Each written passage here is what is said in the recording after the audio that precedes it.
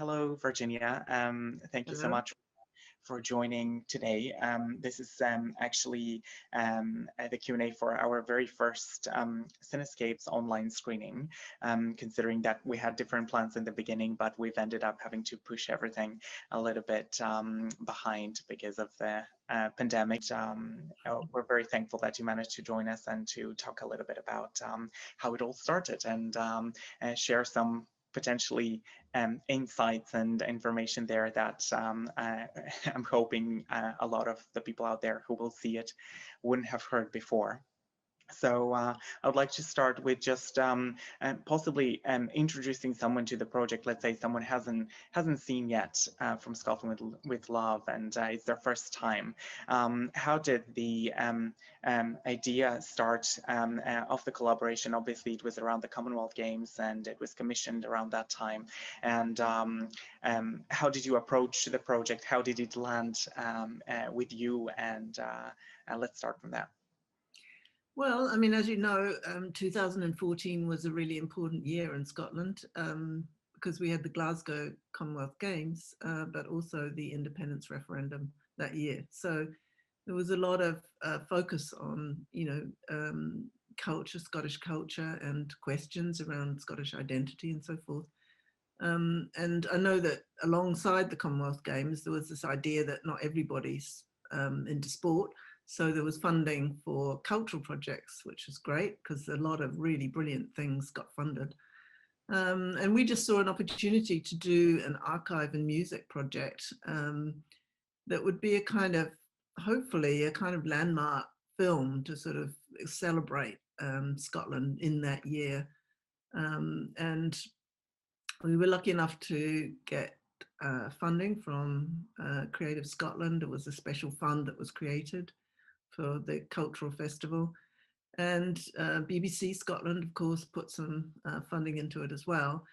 And at the same time, the National Library of Scotland was really responding to the idea of, how to get the archive known to the broader public, how to get, because obviously these archives have this amazing material, but, do people really know about it and know what's in the archive? So part of this film, I think, was the archive feeling like, this was a great project that would really showcase the archive that was in the National Library of Scotland Moving Image Archive, which is the sort of full title of it.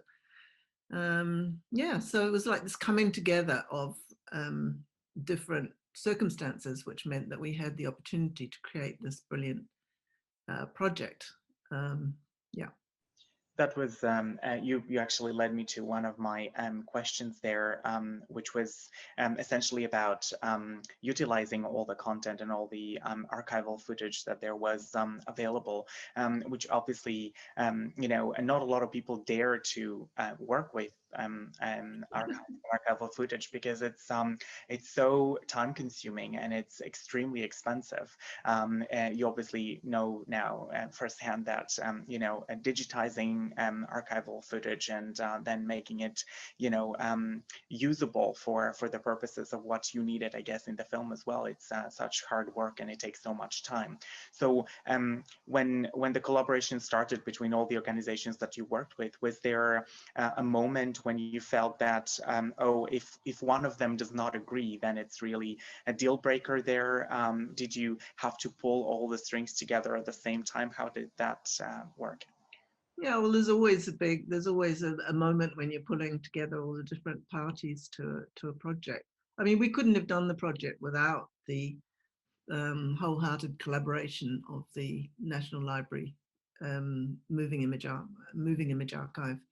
I mean, they really got behind the project and were incredibly helpful to us in terms of finding material. But I mean, my researcher and I spent 3 months going out to the archive, which now is in Kelvin Grove in the city, but at the time it was, I can't remember where it was, but it was a train ride, a train ride out from the city.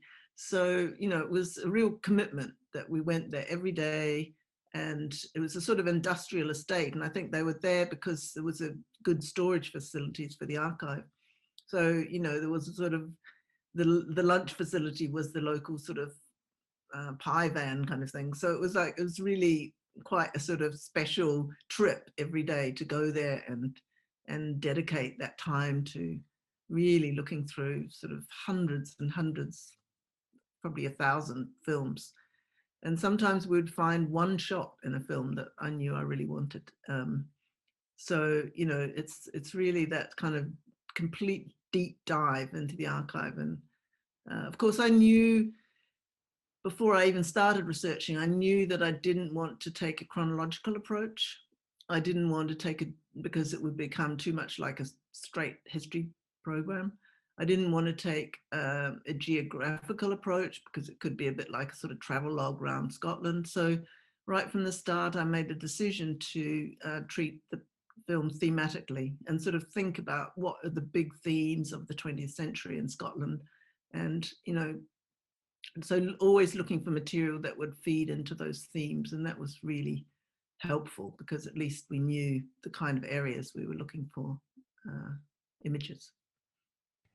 And actually, you know, you're talking about going there for 3 months and digging into, you know, all of the footage that you found. Was there ever a moment you felt, oh, like I might be missing out. The shot that I'm really looking for might be in that next one. Are we going to ever get to it? Or you know, did you have to leave sort of either deliberately or because of time constraints some footage out that you potentially, you know, would have found useful, or you never had such regrets at all? Oh yeah, I mean, you know, like we made that film in 2014, and subsequently I've seen various, you know, films using our Scottish archive, and I've seen some shots that I think, oh, I wish I could have had that in my film. But in a way, you sort of have what you have. You know, at a certain point, you just have to start editing and shaping the film. You can't go on researching forever. So yeah, of course there are regrets, but there was amazing surprises and wonderful treats in that archive. The wonderful surprises, one of which was this material from this Italian surrealist filmmaker, Enrico Cocozza, who not only had he put his surreal films in the archive, but he also put his family archive in. So if you think of shots from the film, like the family on the beach who are opening the bottle of wine and licking the cake and kissing and snogging, they're the Cocozza family. And, you know, without that kind of, given that my title was From Scotland with Love, the Cocozza family supplied quite a lot of the lovely warmth and you know, fun material, as well as like in the sequence at the end where it's the Hogmanay sequence. There's some wonderful shots of like a sailor picking up a woman and swirling her around, and somebody running down an alley, and there's all sorts of slightly kind of very cinematic and interesting shots that I've managed to blend into the sort of more conventional archive, and it really gives the film a real texture. There was also a film called Waverley Steps, which is actually a feature film. So it's not what you'd think of traditionally as archive, but it gave wonderful moments of, you know, some of my kissing moments and just really nice little moments of relationships that maybe you wouldn't find in sort of more, you know, documentary archives. So what I did was to mix all these different sources of family footage, the surreal film, some fiction films, advertisements, all these different kinds of archive. I sort of took material from all of these sources and then used that to weave the whole fabric of the film.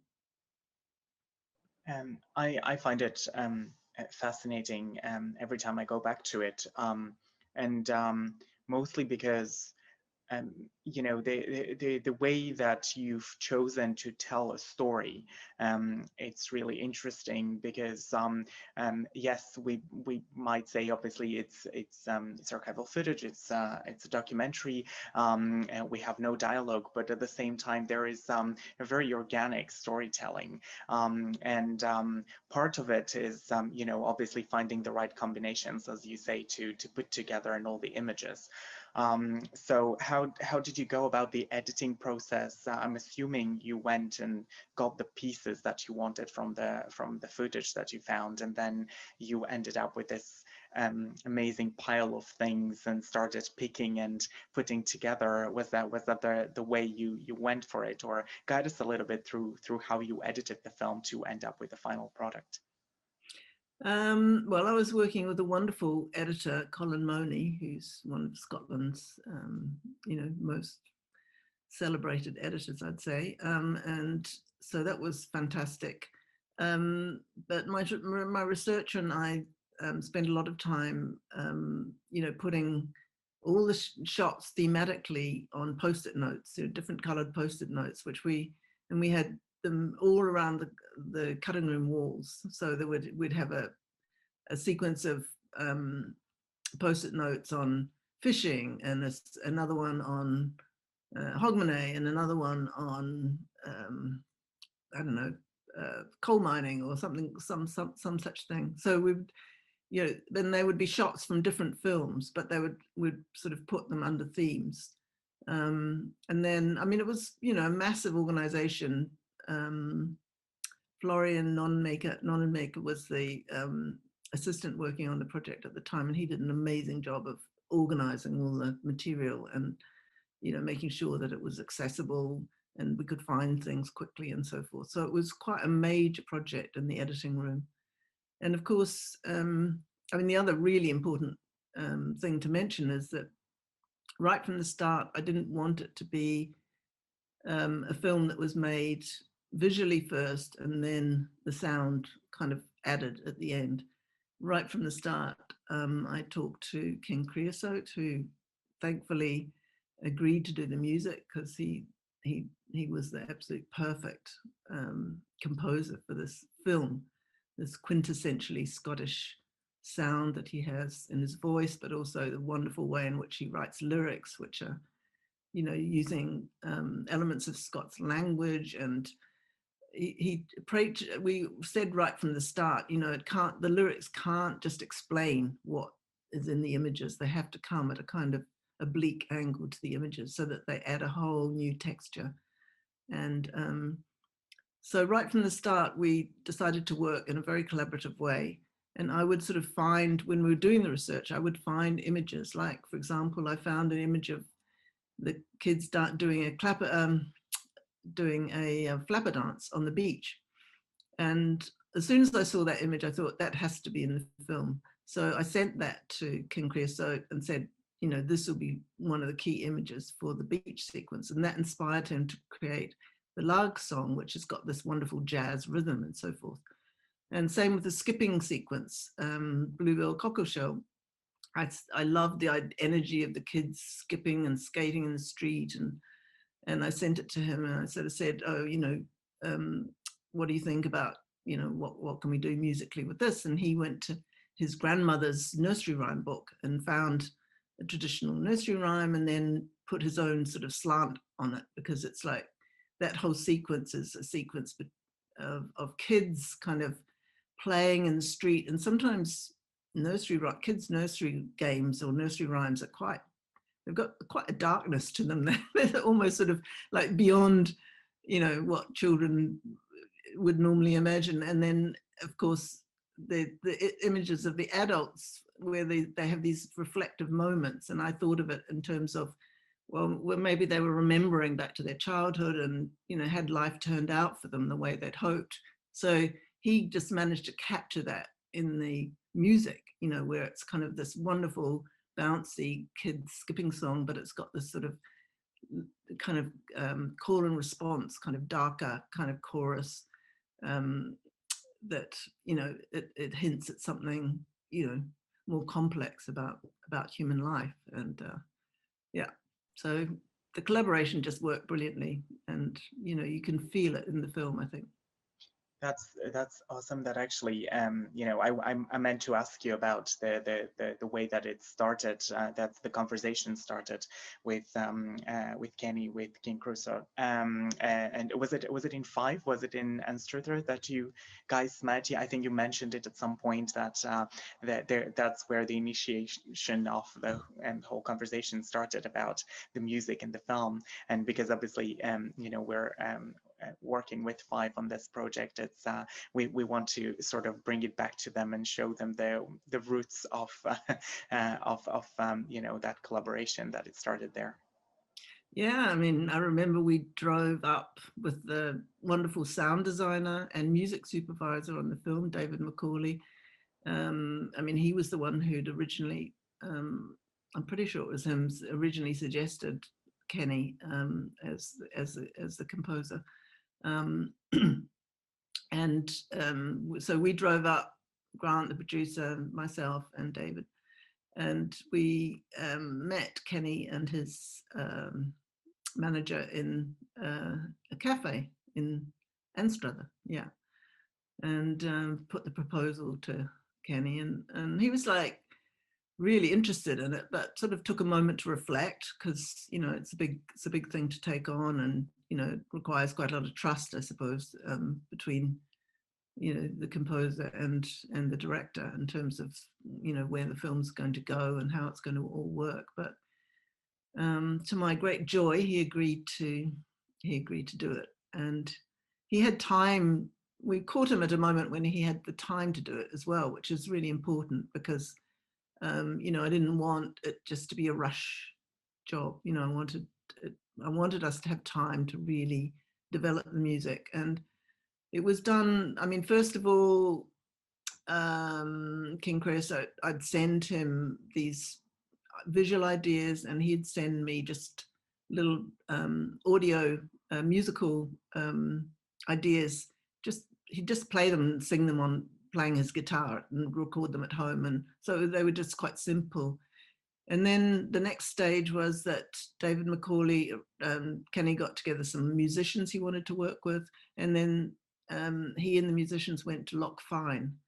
And so they then did a whole series of rough recordings of the songs. And then we used those rough recordings to edit with. And then the last stage was going to Chem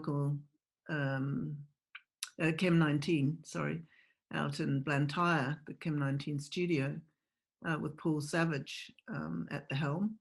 And that's where all the final recordings were done, and a lot of the sort of finesse of the music was worked out and so forth. So it was a really kind of stage by stage process, where the music and the image kept affecting the way the other developed. And I think it was really organic, which is, it was wonderful. It's like, it was one of the best times of my life in that studio. I didn't want to leave. I loved it.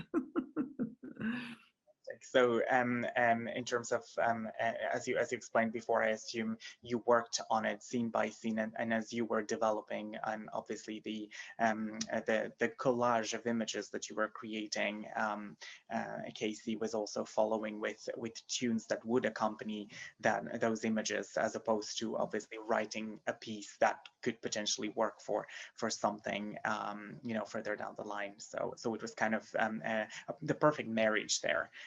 I guess. Yeah, it was funny, because I mean, we had some fun times. Because one of the things that made me really want King Creosote to do the music was his song. Oh God, can I remember the title? It's the one he writes about the sailor who goes to sea. I think it's John Smith's "Month Away," I think. Anyway, it's a beautiful song about this. A sailor who goes out to sea, and the hard life, and he ends it by saying, "For once in my life, thank God it's not me," or something. And so I really loved that sort of way in which he was telling a story about another character, but he was really making it very personal. And and he did that with a lot of the songs from Scotland with Love, which was something I really really appreciated, because it just gives the whole thing a very personal feel. But we had some laughs about, because I said, I don't want the fishing song to be about the fisherman. I want it to be about the fisher lassie. So I want you to put yourself in the woman's shoes and write from her perspective, which he did brilliantly. But he was just, you know, it was a different way around. I mean, you probably noticed that, I mean, one of the big things that I really tried to do was to bring women's history to the fore. You know, my researcher and I, whenever we could, we looked for, you know, where are the women in this scene? You know, what are they doing, kind of thing? Because, you know, so often in archive, you know, it's a very, you know, the people who were filmed quite often are the men. So, you know, when it came to the shipbuilding sequence, I intercut it with the women making linoleum, because I just wanted to kind of make a kind of equivalence of, you know, that kind of, you know, it's not always men doing the work. Women make a huge contribution, obviously. I meant to ask you also about, you know, in terms of your storytelling, what really stands out for me is the fact that you focus a lot on the human touch, the embrace, you know, the kisses, you know, the emotions, and obviously this was also perhaps quite hard sometimes to capture. You know, especially in films that were, you know, I don't know, 70, 80 years old. So they used, you know, different cameras and obviously, you know, limited resources at the time. But still, you found those perfect moments, and they have this romantic almost sense that they give to the film, which I really love. So it's almost, we watch a poetic love story of sorts with a lot of other elements added to it. So considering that we're living in very strange times at the moment, I guess my question was, in your future projects, would you plan to reintroduce somehow those kind of elements that you seem to be so familiar with? Because we really need to remind people again of you know, touching each other and being around each other and combining that with the element of culture and heritage. Mm-hmm. I mean, you know, we didn't originally have From Scotland with Love as the title, but the more we made the film, the more we realized that it was a kind of love poem to Scotland and its people.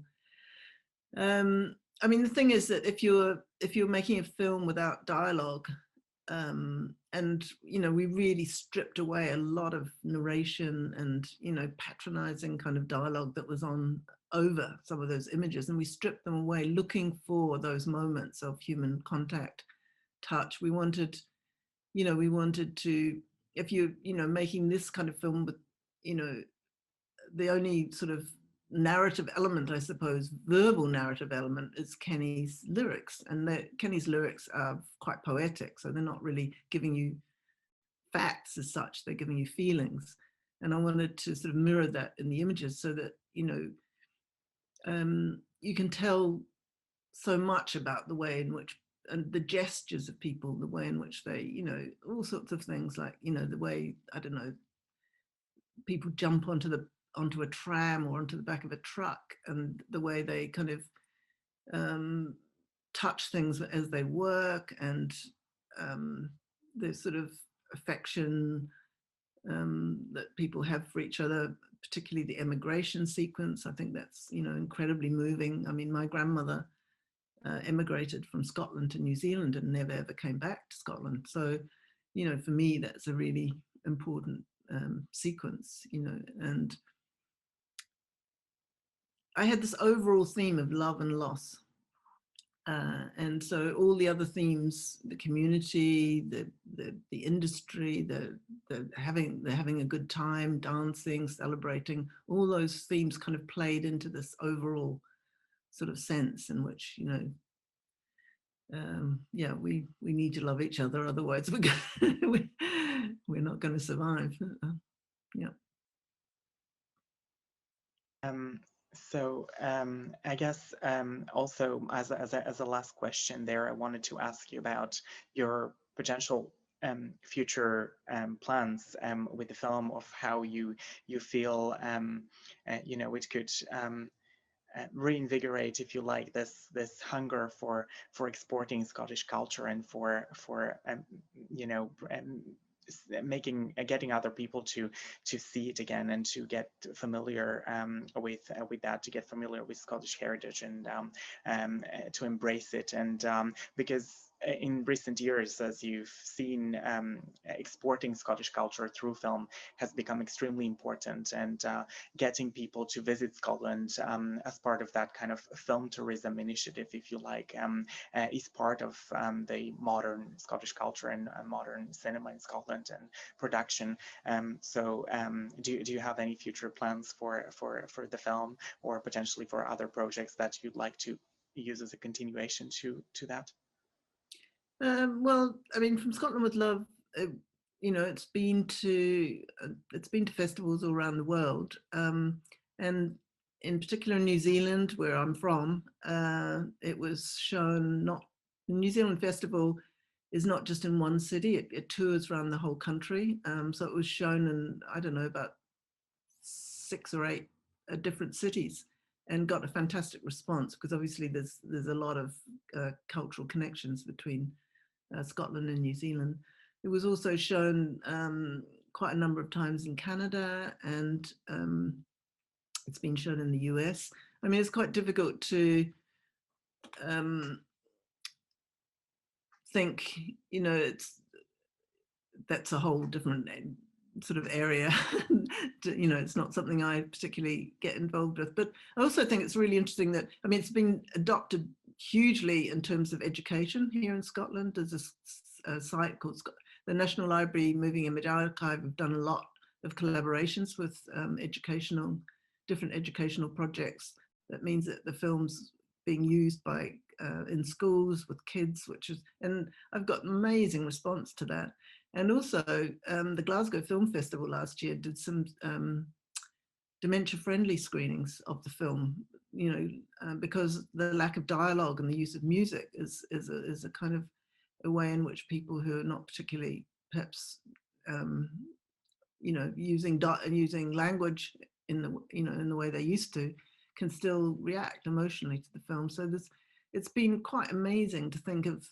It was also shown in Vietnam as part of a British Council project, which has now inspired a whole lot of new projects around archive in Vietnam. So, you know, it sort of gets out there and is having a real influence, I think. But I mean, the film that I'm working on at the moment is not an archive film, but it's certainly got love and sensuality at its heart. So,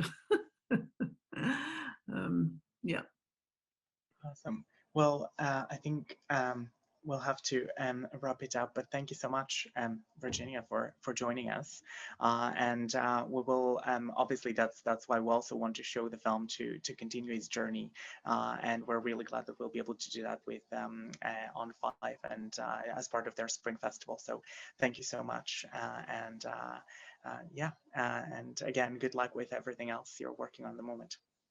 Thank you very much, and I really hope that people in Fife enjoy it, because it definitely musically had its origins in Fife, that's for sure. And we had a wonderful screening in the Anstruther, newly refurbed, I think, Anstruther Town Hall, where we showed the film, and to an absolutely packed town hall there, and to a fantastic response. So yeah, it was really nice to take it back to, you know, certainly its musical origins. So it was great. Fantastic. Thanks so much. Have a good night. Okay, thank you.